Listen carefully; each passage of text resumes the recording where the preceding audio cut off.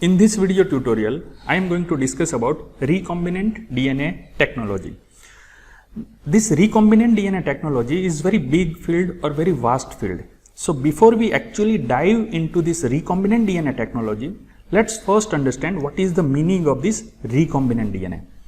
The general meaning of recombinant DNA, it is the combination of two or more genes. It is the combination of two or more genes, and we know that genes are nothing but the DNA. Okay, so it is a combination of two or more genes, and that's why this word recombinant is used. But when you specifically refer this recombinant DNA in this big word, that is recombinant DNA technology, at that time it is also a combination of two or more genes, but there are certain extra conditions that it should be artificially made. It should be artificially made because some of the recombinant DNA is also naturally made. Okay, but in this recombinant DNA technology, we are using artificially made recombinant DNA. The second thing is, these two or more genes, they should be from the at least two different species. There should be from at least two different species, So for example, you take one gene from human, and another gene from the bacteria, So such newly constructed, such newly combined DNA, it is known as recombinant DNA. And remember, recombinant DNA, by the shorthand technique, it is written like this, that is rDNA. Suppose you take a 3 piece of gene, 1 piece from the human and 2 piece from the bacteria,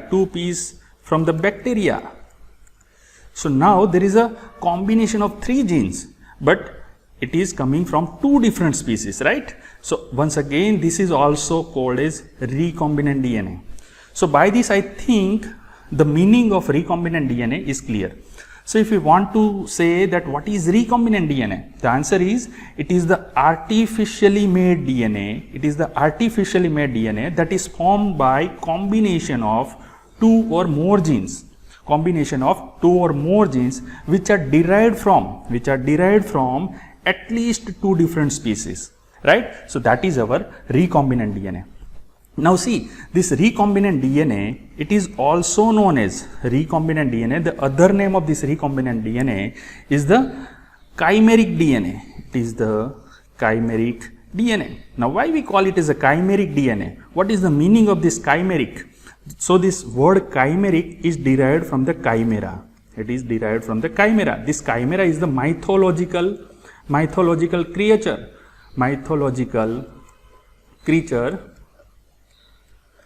In this mythological creature, there is a lion's head. That is one species.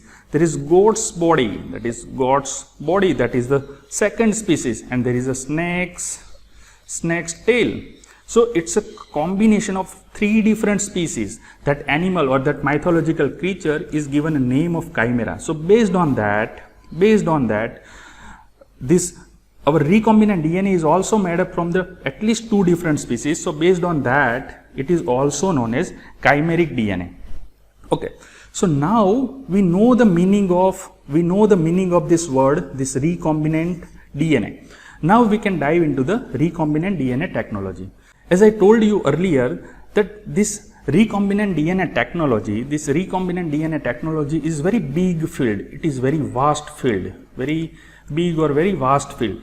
So before we dive into any complicated recombinant DNA technology, let's first take a very simple example so that we can understand the most basic principles of recombinant DNA technology. So the basic principle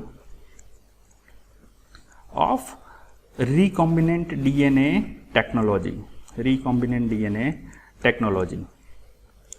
So basic principles of recombinant DNA technology.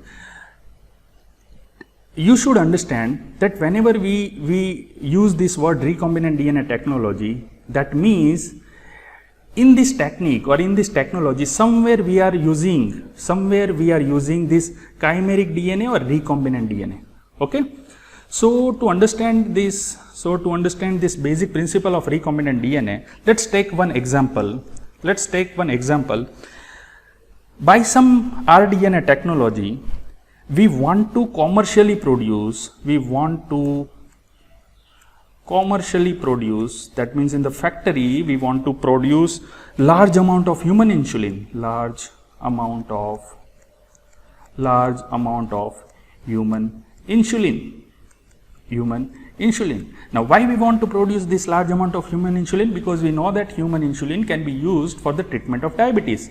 This human insulin can be produced only by humans, but by using this recombinant DNA technology, we want to use bacteria as a source of human insulin, right? So the basic idea is we take an insulin gene from the human cell and transfer it to the bacteria. So now this bacteria will produce the insulin. Remember, human insulin is a protein. Human insulin is a chemically, it is a protein in nature. So we know that whenever our body wants to produce protein, what it should go through? There is a DNA, it undergoes transcription and produce mRNA.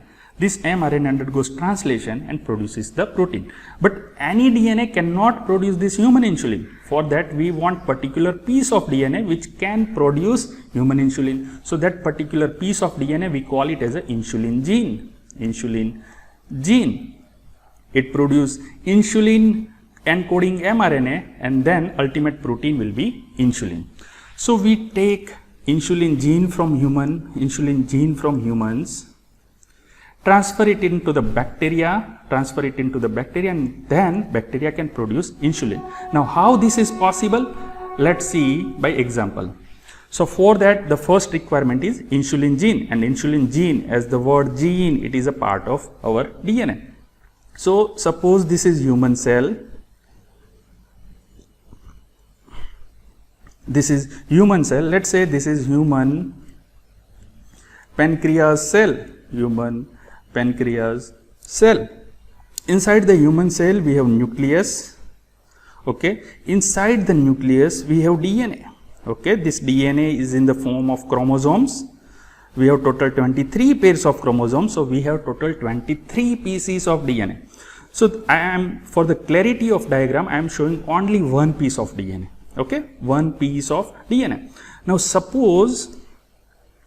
this one piece of DNA, this much portion, this red lined portion is of the insulin producing gene, that is insulin gene.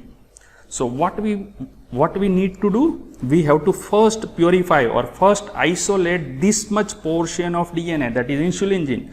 So we break down the cell, break down the nucleus. So what we will get? We will get this complete DNA pieces. Complete DNA piece. In this DNA piece, this much portion is of the insulin gene. Now we need to break down this DNA and isolate particularly this fragment of DNA. So what we should do? We should cut the DNA from this point and cut the DNA from this point. So then we have isolated this piece of DNA. So let's do that. So we need to cut at the two part, and so what we will get? We will get this small piece of DNA which is encoding for the insulin. Okay. So let's yellow highlight it. This is our insulin gene. This is our insulin gene. Okay. Now to cut this DNA, we need one enzyme, that is restriction endonuclease.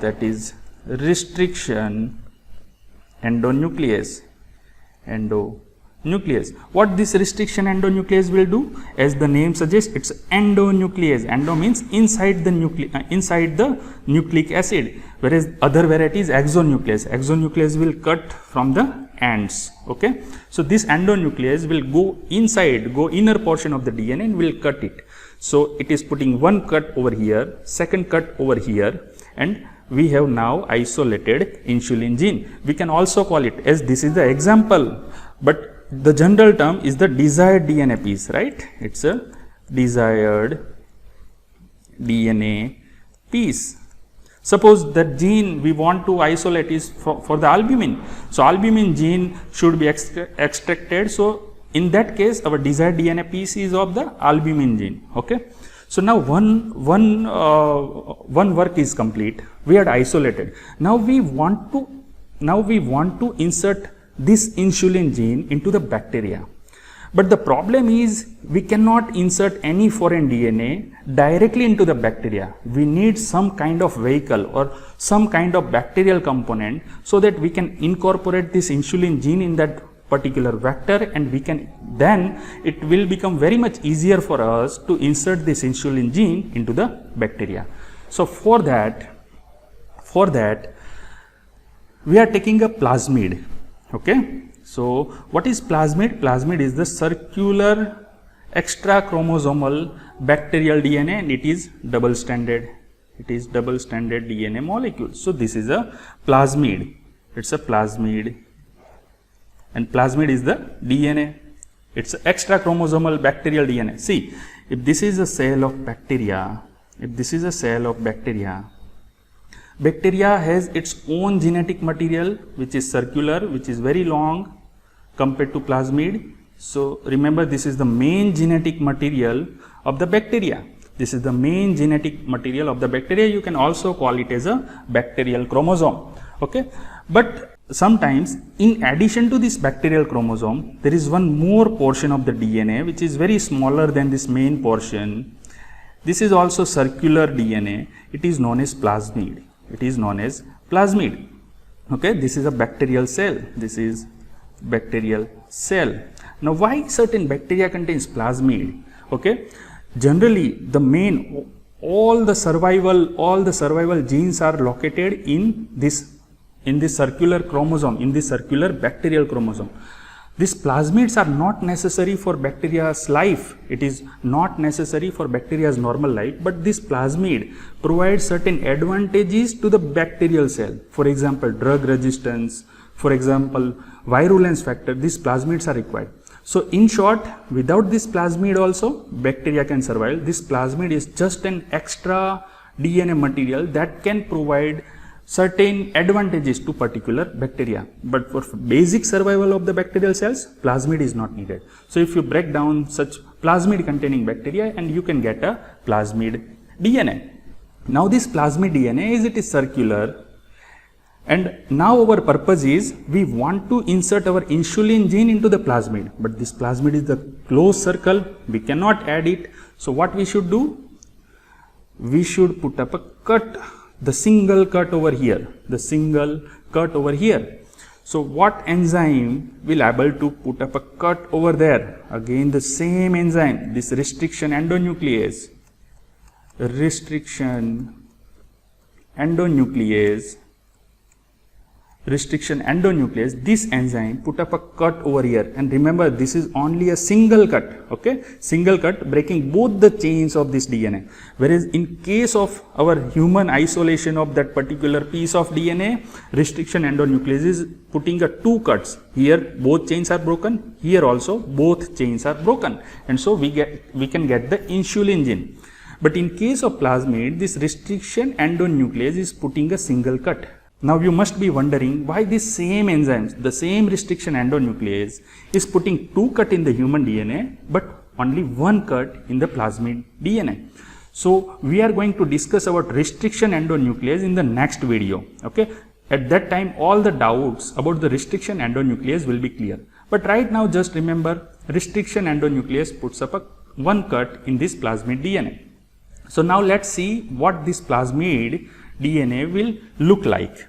So plasmid DNA, now as the cut is there, the ring will be open. Okay, so this is double stranded DNA. Now this is cut plasmid DNA. Cut plasmid DNA. Now if you mix this insulin gene and this cut plasmid DNA, in the presence of DNA ligase, what will happen? This cut plasmid DNA, this is cut plasmid DNA which is double stranded, it will take up this insulin gene at this place.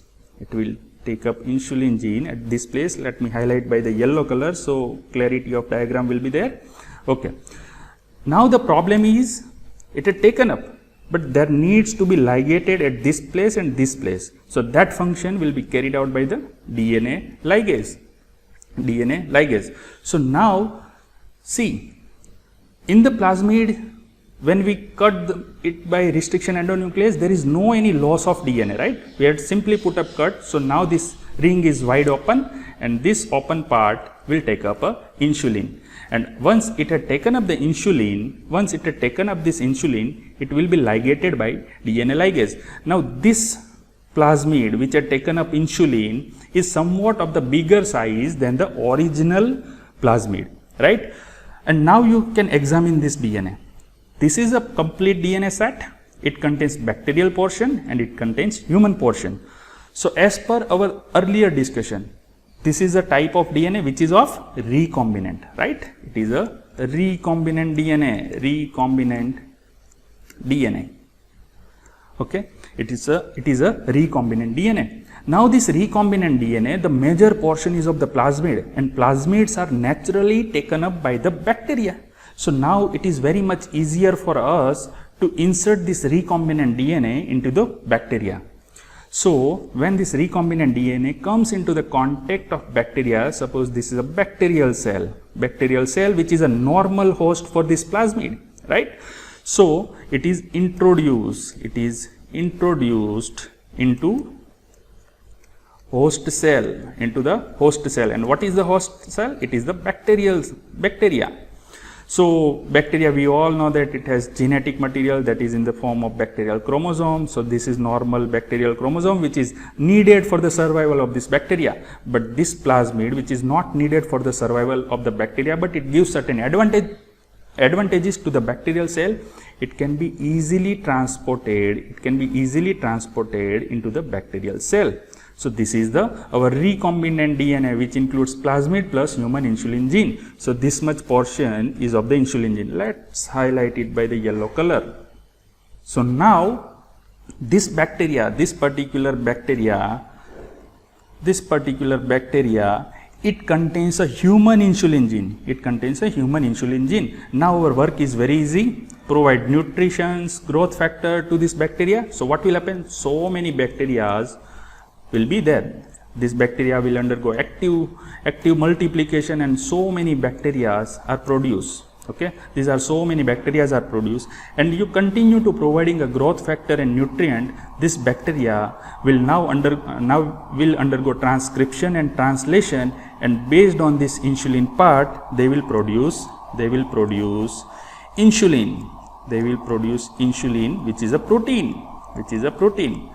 See how smartly we had shifted our work to the bacteria. Okay, let's just take an overview. We had isolated insulin gene with the help of restriction endonuclease. Then, so once we had isolated insulin gene, what we had done? We had taken up a plasmid DNA. We had cut open it with the restriction endonuclease. So now the plasmid is cut open. So now this cut plasmid DNA will take up an insulin gene. We ligated it with the DNA ligase. So this recombinant DNA is inserted into the host bacterial cell. Now whenever this bacteria will undergo transcription and translation, it will produce insulin.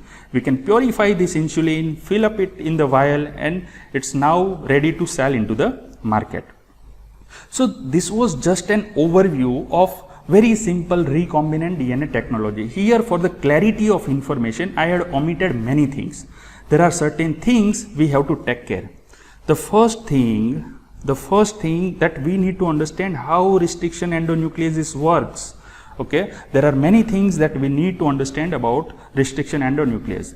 Second thing, this plasmid DNA. What is the function of plasmid in this? The plasmid is just carrying this insulin gene into this bacterial cell, right? So that means it is some kind of vehicle, some kind of vehicle or some kind of scooter which taking up this passenger in the form of insulin gene and transporting it into the bacterial cell. Okay, so plasmid DNA in generally it is known as vector. It is known as vector. What is vector? Vector is a vehicle to artificially carry foreign genetic material into another cell. Okay, that is the vector. So do we have to always use this plasmid? No, we have several options. The first option is of course plasmid. Then we have phages. What is phages? Phages are the viruses which can infect bacteria, generally known as bacteriophages. That phages also we can use as a vector. Then we have cosmids. Then we have a bacterial artificial chromosome. We have bacterial artificial chromosomes which we can use as a vector. Then we have a yeast artificial chromosome.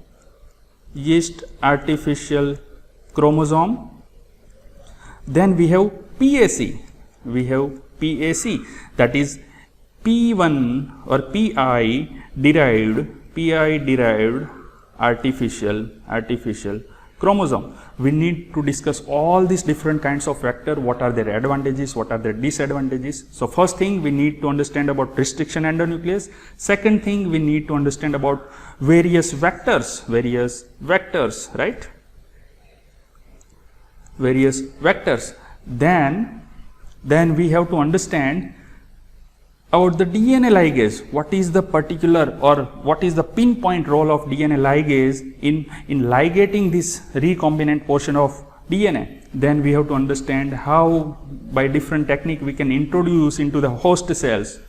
Then we have to understand how to extract this insulin from this whole mixture. So in the next subsequent video, we are going to discuss each and every of this green highlighted portion in the greater depth and greater detail. So this is all about the basic principles of recombinant DNA technology. In the next few videos, we'll discuss more about the various components of recombinant DNA technology. If you have any query or confusion, please write it down in the comment section below. Please like, share and subscribe to my channel. Thank you.